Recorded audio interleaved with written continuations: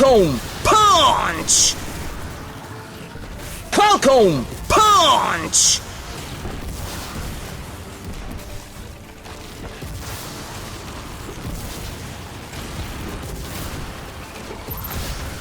What's going on, Guardians? It's Tizzle here, and in this video I'm showcasing the new best build for solo flawlessing dungeons. So if you're a fan of the channel, you'll know that in the spring I went through and I solo flawlessed every dungeon and I did updated guides, and I thought that this was the best loadout to use. The Syntheseps Bonk build with the Throwing Hammer and Roaring Flames and Soul Invictus. You have Restoration, which has been nerfed but it's still really strong, and then you have Ember of Torches, and last season we had Revitalizing Blast, so this would, your solar abilities would also give a 15% weaken. But now we can kind of get all those same benefits with this Skullfort build. Now again, if you've seen my other videos, you know I've done one on Point Contact Cannon Brace, and I do prefer that for GMs and stuff, just because you can use it on high health targets like champions and get some melee energy back, where with Insurmountable Skullfort, if you don't get a kill, you lose your whole melee, and that's a 1 minute and 23 second cooldown. So this whole build runs off the melee. But I took it through a Master Law sector, and as long as you're just using it on the trash tier ads, this build is absolutely incredible. So it centers around Insurmountable Skullfort, kills with arc melee abilities trigger health regeneration and restore melee energy. And our melee does even more. So the health regeneration is really nice, and then like I said, as long as you get a kill, you get your whole melee back. It says arc melee, so naturally we're using Thunderclap. So where with the solar version that I was using last season, you have to use your Throwing Hammer. That Throwing Hammer has no ad clear, so it's great for survivability because you get Cure and you make a Sunspot, which gives you Resto, but there's no survivability. There's no ad clear. It's just single target, where Thunderclap can take out mass amount of ads with one shot, and it deals really good single target damage if you charge it up. So again, the skill gap with this literally just comes around learning what you will get your melee back on and what you won't, and when to do a full charge and when not to. So that's really it. I run Thruster normally, but in Warlord's Ruin when I was doing my my solo dungeon, it wasn't flawless because I'm testing a bunch of stuff for an updated guide, hopefully coming out next week. But yeah, you want Towering Barricade just to protect yourself in the first and third boss. But yeah, really, this doesn't really matter.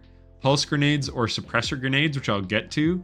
Though if you did want to, in more general content, build into getting Transcendence more, you would go with Shackle or Glacier just to give you some Darkness meter Transcendence energy.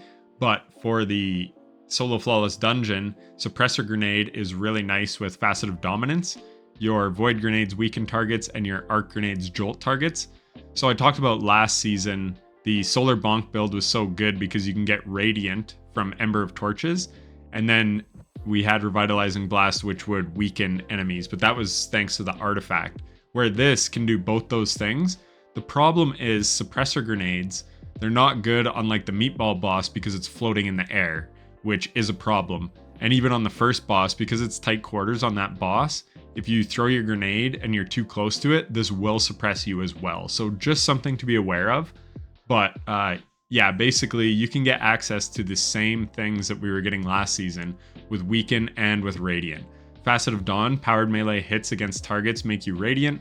Powered melee final blows make you and nearby allies Radiant.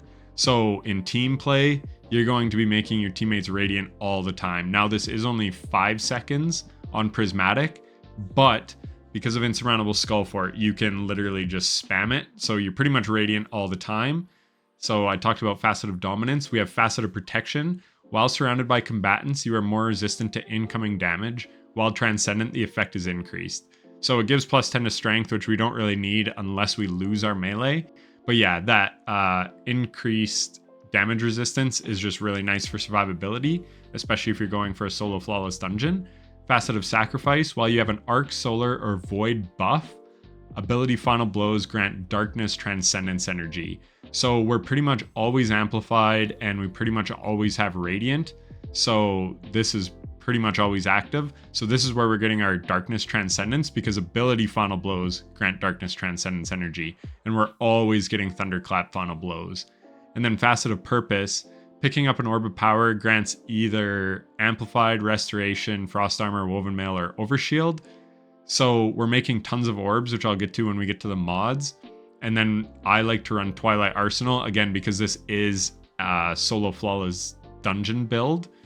And this is a good burst super, and it weakens, and it's extra good because of Expanding Abyss, which I'll get to with the artifact mods.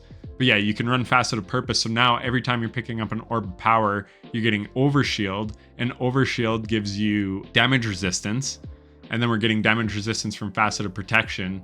So yeah, you're just like stacking up damage resistance, and we have Galvanic Armor on the artifact mod. So this makes you a tank. However, if you wanted to squeeze out a bit more damage, you could go Facet of Courage. Your Arc, Solar, and Void abilities deal increased damage to targets afflicted with darkness debuffs. So if you didn't want this, then I would say you could swap this out, and then you could run Shackle Grenade.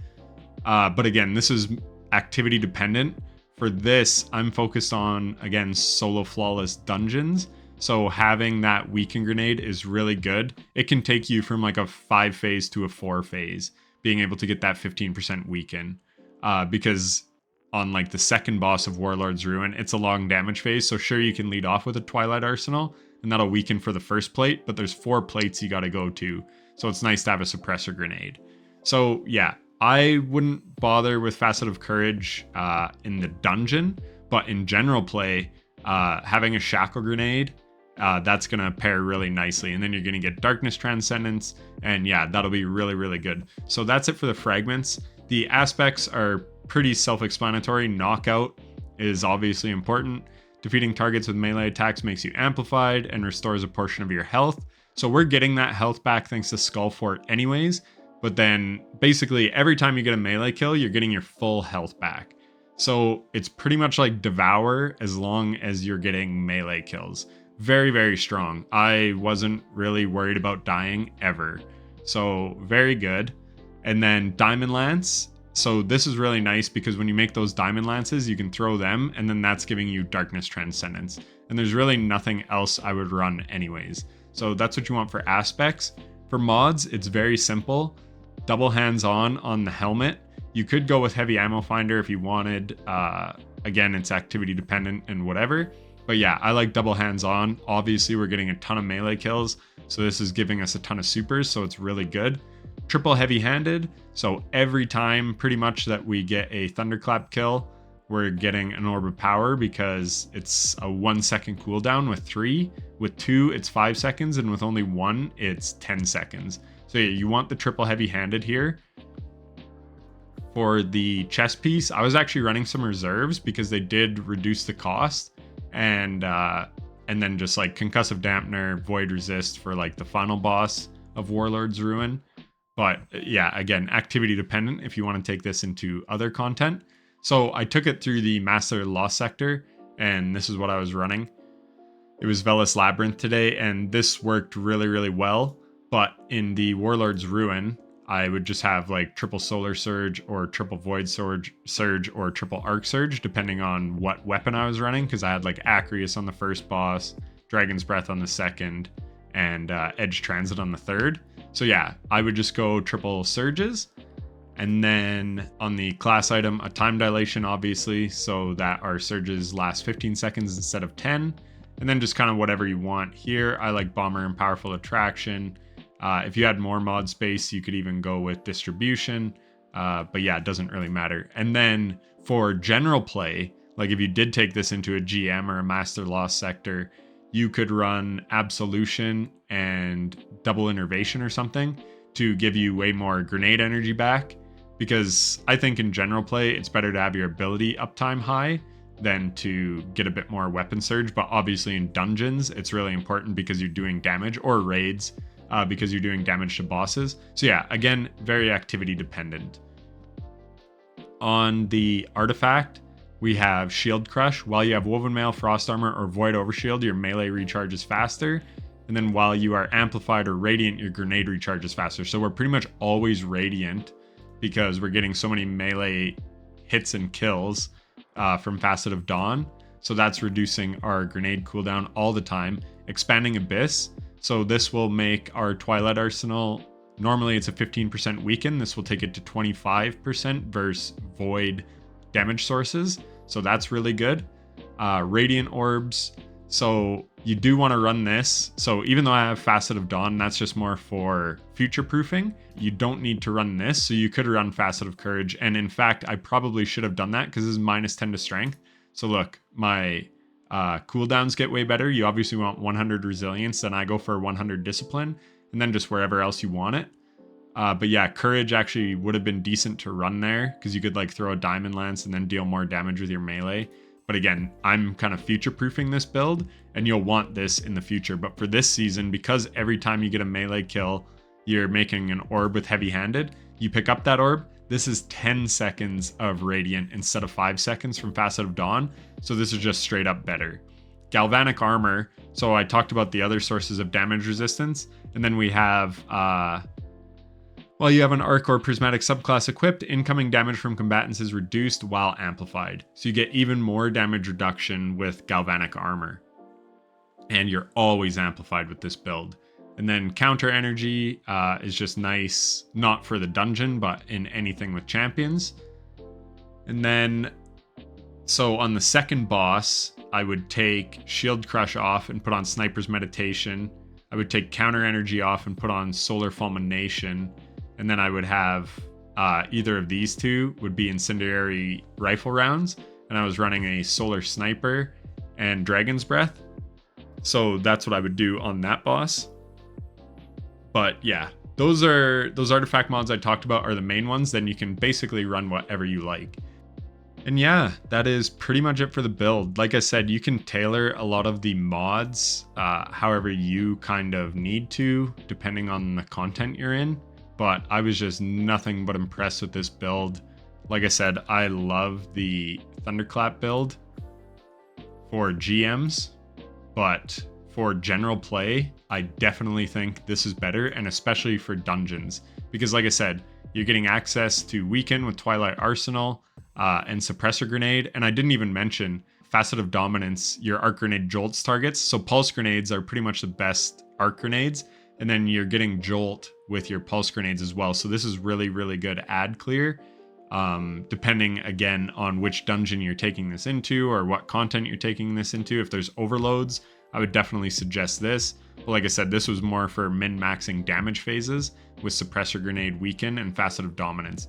But yeah, I am just so impressed with this build. It's so much fun. It's super strong. Definitely give it a try. Like I said, I'm working hard to get that updated Warlord's Ruin dungeon guide out. I'm very excited for it. I did a lot of testing, and it's going to be more geared towards casual players, and I don't mean that in a derogatory term. I just mean I made those like 8 dungeon guides last season, and people were like, oh, I don't want to hot swap loadouts and all this stuff. This has none of that.